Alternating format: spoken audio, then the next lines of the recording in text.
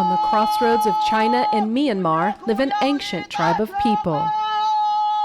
Known for their savage headhunting traditions in the past, their notoriety gave way to fame with their love for song and dance. Exploring sites of history, culture, and natural beauty, I am on a quest for treasures. Treasures which tell the story of the people whose heritage are under threat. I am Linda Black, your heritage hunter.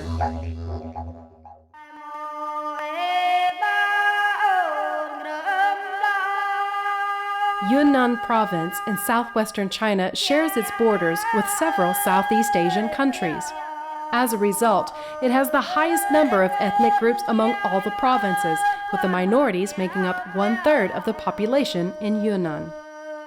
Braving a day's journey from the provincial capital of Kunming, I travel to Ximeng County at the border of Myanmar in search of one such minority.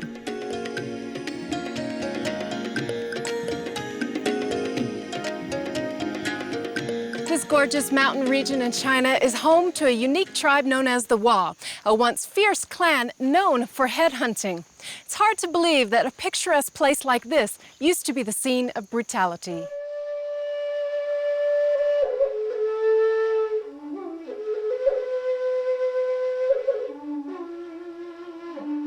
The Wa believe that their ancestors came out of a cave in the mountain. As such, their name means the people of the caves. They number about 1 million people in the world. About half of them live in Myanmar. The other half live in China. Although they are separated by a border, they both speak the same Mon Khmer language of Southeast Asian origin. But it's not surprising that the younger generation of the Wa in China have learned to speak Chinese as well. For them, their homeland is known as Awashan, which means Wa Mountain. This gate looks like the entrance to the village where I'll start my hunt for my 3 treasures. And my clues are a bamboo musical instrument, a valuable fashion accessory, and ancient art.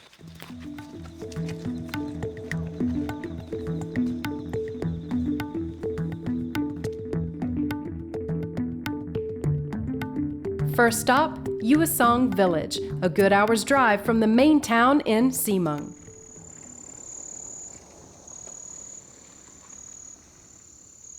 Wa villages are built on sloping ground due to the mountainous terrain. Some have a history that date back to a few hundred years old. Yuesong is a village where a lot of the old traditions are still maintained.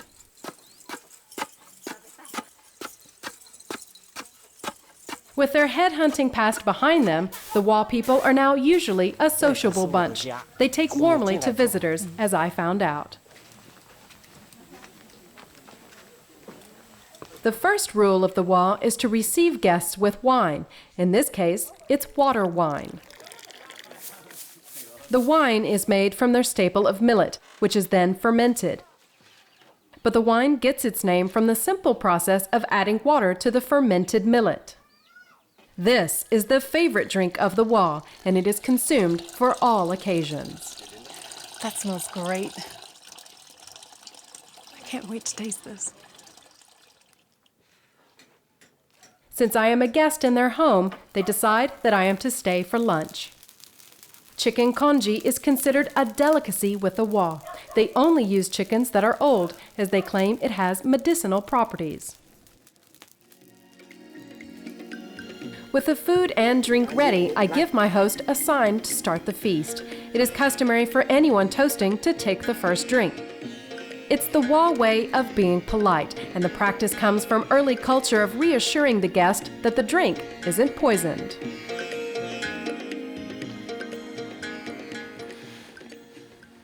That was fantastic. Not too strong, very drinkable, very delicious. And with that, it was time to dig in. There's nothing like eating hot congee using your hands.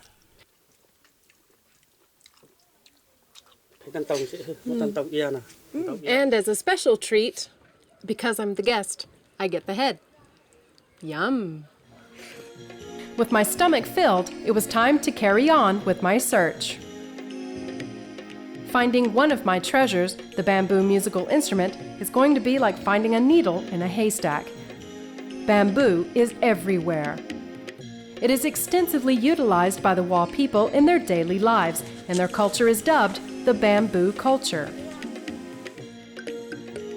Bamboo is one of the fastest growing plants in the world and is abundant in the region. From houses and structures to household items, it's a distinctive trademark in any Wa village.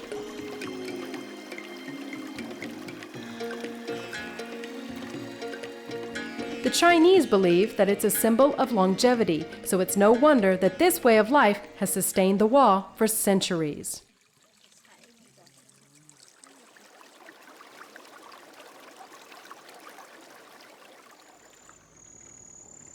I meet Ni Dong, who shows me that bamboo makes a regular appearance in their diet. Gathering edible wild plants is a skill that the Wa have not forgotten, having identified almost 60 different varieties. The bamboo that is eaten are the young culms that come out of the ground, and you don't need to cook it if you're hungry enough.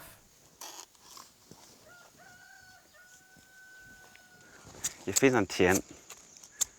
这样你可以尝一下。 Just bite it here? 对， Well, here goes. 很甜的。 That's really soft. Very easy to eat.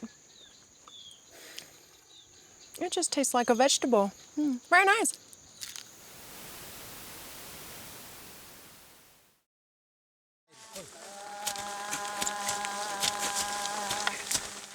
Apart from foraging for edible plants, the men also have to work the fields, for good reason. Wa society is matrilineal. Men play second fiddle to the women, who wield all the power. Women hold the deeds to the land and are in charge of distributing the spoils. In fact, when a woman is displeased with her man, she may dissolve the marriage with the simple action of tossing his belongings out the door. Their status is clearly marked in their elaborate dressing.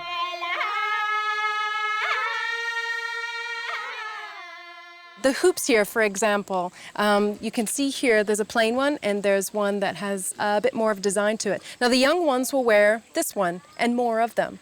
Now the elders will wear this one and less of them. And you can see here as well these skirts. The way they're worn will tell you something about the lady as well. The skirt with the slit to the side means that the young lady is available. Right here, which is toward the middle, means she's taken.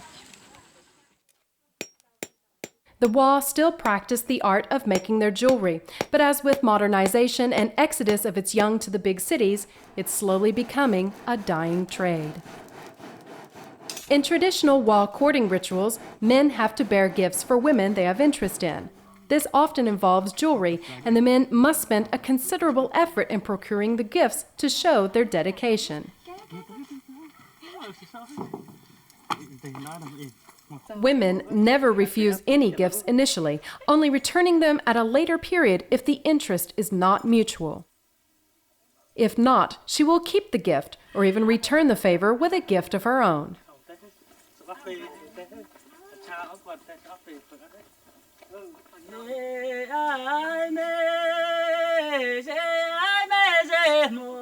The Wa men have a unique way of displaying their affections for the women. True to their nature, they do that by serenading the women with song and dance. This is either done as a couple or in a group. A response from the woman indicates acceptance of the relationship. Cái đập cái cái nồi là cắt phế là sữa là phổi nó cái bên bên này là tôi cần lì cần lì cần tóc khô hay là thổi tiền cái bên này với là cắt pun này cái sống cắt thụt tai cái sống cắt đọng quân này là cọc phế thực hiện thổi tiền nó làm cho trồng ra câu tiền này hay quạt ấy không ấy thì mà cái sống tới xù là chọn plong đây là hay làm bò xuống đây lại thế nào là mổ làm phê bị phun đấy phở tới lấy mà là nọ là phở đây là hế là lọc mình nè con đợi phở tới hốt long trò hiện The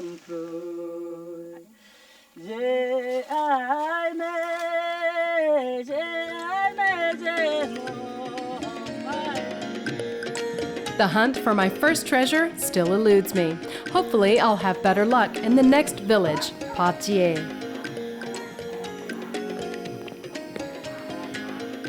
I chance upon some fellow hunters, though it's not treasure that they're after. The men in the village hunt to supplement their food source. The Wa have been known to include insects, worms, rats, and snakes in their diet. The Wa have a saying, whatever moves is fair game. They ensure that the hunting skills are passed down so that no man is incapable of hunting. This is interesting. This gentleman here is going to show me how to fire the traditional crossbow.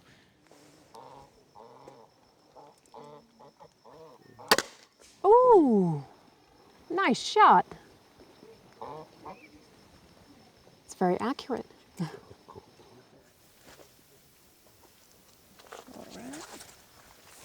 My turn. I hope it's as easy as it looks.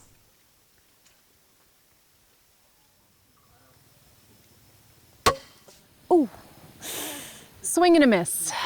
Oh well, Cupid I'm not. Maybe with a little more practice though.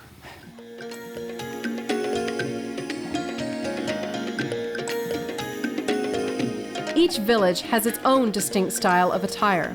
For the villagers of Pa Jie, they wear thicker clothes due to the cooler climate of their region. Hopefully, I can find that valuable fashion accessory.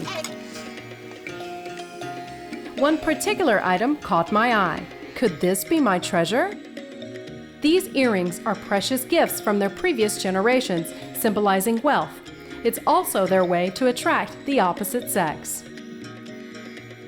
The earrings are more like ear tubes, and there's a hollow space where one can put various items for storage. Sắc bữa nay bên có si un sốp đó cả, si một khốt sẽ un thiệt, si khốt. Mồm. Wow, that's ingenious. I love it. So not only are these earrings beautiful, but they're functional. Inside the tube, you can roll several $100s and it'll be kept very securely there. I think this is the treasure I've been looking for, my valuable fashion accessory.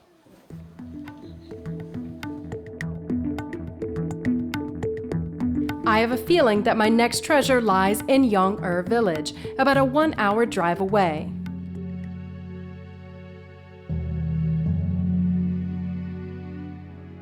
Walking into the village, I am greeted by the first sign of the Wa's headhunting tradition.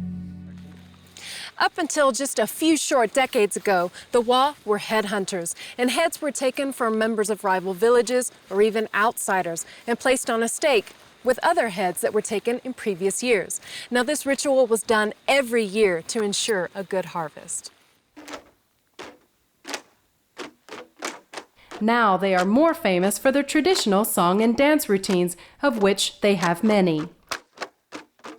They use bamboo, eat bamboo, and sleep in bamboo, so naturally they have to dance with bamboo. The bamboo dance is created from copying the movements of ants, whom they consider as hardworking, and the dance is done every year to celebrate their harvest.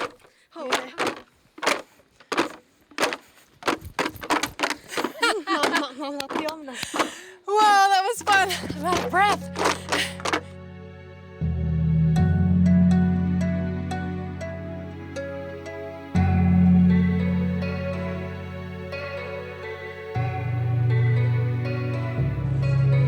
I joined the village for lunch, which soon became a song and dance session after 1 cup of wine too many. Hopefully, someone is sober enough to lead me to my next treasure.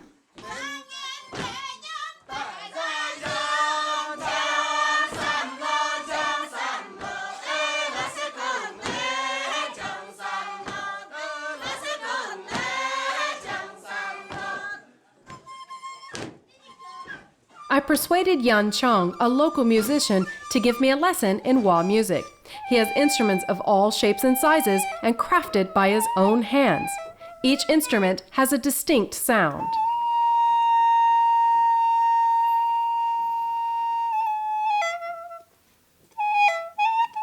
Finding my treasure will not be easy. Most of them are all made from bamboo. They seem to be mostly wind instruments, but one does seem to stand out from the rest.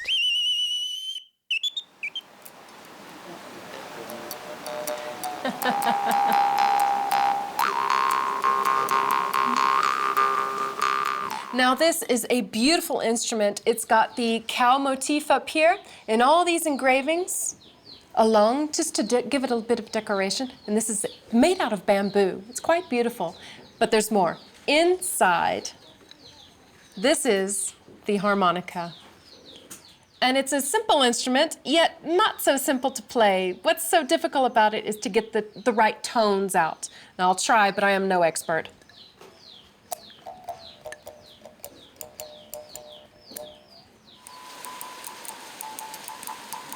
Yay! I did it!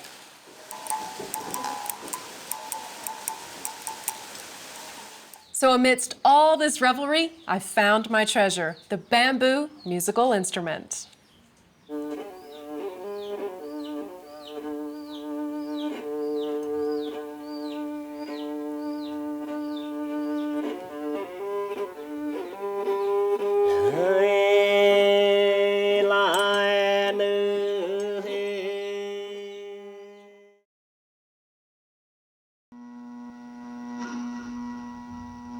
One final treasure left to go, and I need help from the gods. Permission to enter hallowed ground is granted with a blessing from the guardian. Each village has a sacred forest nearby where they go to pray and give offerings. But I need help in finding that last treasure, so I head to the biggest one in the area, known as Long Mo Ye. In Wa language, it means the Holy Land. According to legend, it's a gathering place for deities. Although I wasn't prepared for what I was about to see. I am greeted by the sight of thousands of skulls, but luckily it's not human heads. Every year, villages sacrifice one or more buffaloes to appease the gods, and their skulls are offered to Long Mo Ye. The buffalo skull is a regular motif in Wa culture, as buffaloes are often used in sacrificial rituals. The family that provides the buffaloes owns the skulls, hence it's a symbol of wealth.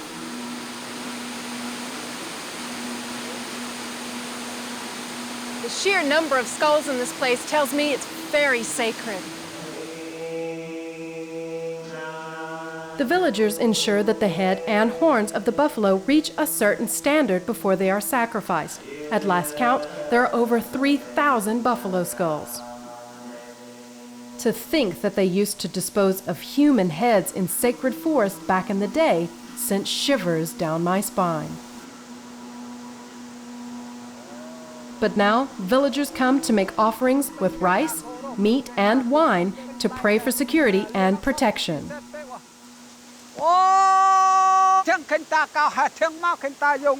Although the Wa now subscribe to mainstream religions, they still employ religious experts known as a Moba to conduct rituals and healing in honor of their ancient gods.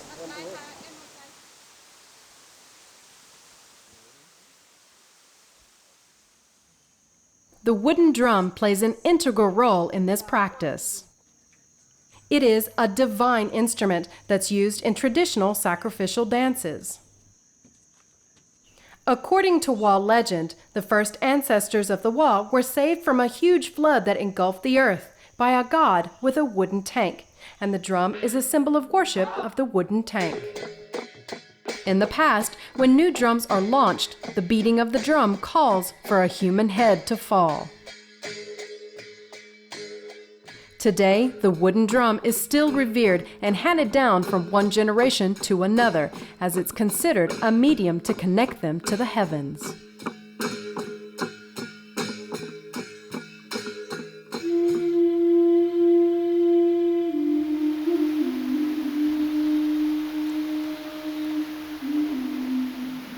It looks like the gods may have heard my prayers. Nidong shows me another holy place nearby. Known as Muiji, it is named after their god, and it also means a place where God resides. 这个祠堂呢叫做沈池，因为古时候呢，咱们阿华人呢是从石岗里走出来的民族。咱们出来了以后，首先看到的就是森林里的一些动物，动物呢经常打架，在山里受伤了以后，都来到这个沈池里面，洗澡。那么这样的话，它的伤口啊，它的一些疼病啊，就会很快的就能够痊愈，就能够好。所以人呢就学着动物的模样呢，也来到这里的朝拜。 祈求着它呢，能够给人们呢身体健康，我们的粮食丰收。 But what he really wanted to show me was just right next to the pool. Oh my goodness.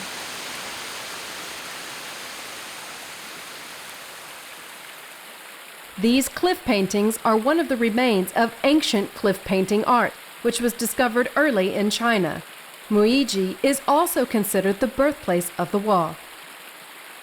Images of hunting, dancing, and sacrificial rituals dot the wall, and the pictures depict the primitive life of their ancestors. It was a form of expression that could be the only ever attempt at a written language. These primitive cliff paintings are over 3,000 years old. In this holy place, I believe I found my treasure, ancient art.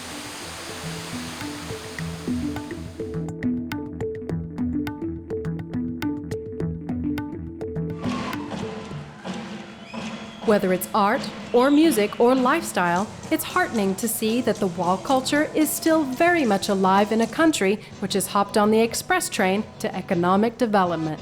The Wa have a saying, when they learn to talk, they sing. When they learn to walk, they dance.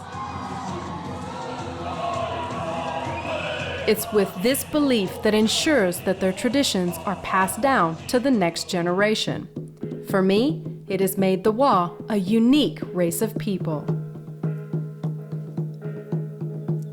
Although the Wa have been feared in the past, nowadays they capture our hearts with their friendly spirit, music, and dance. And what better way to enjoy their culture but to join them? Who knew my hair would be so valuable?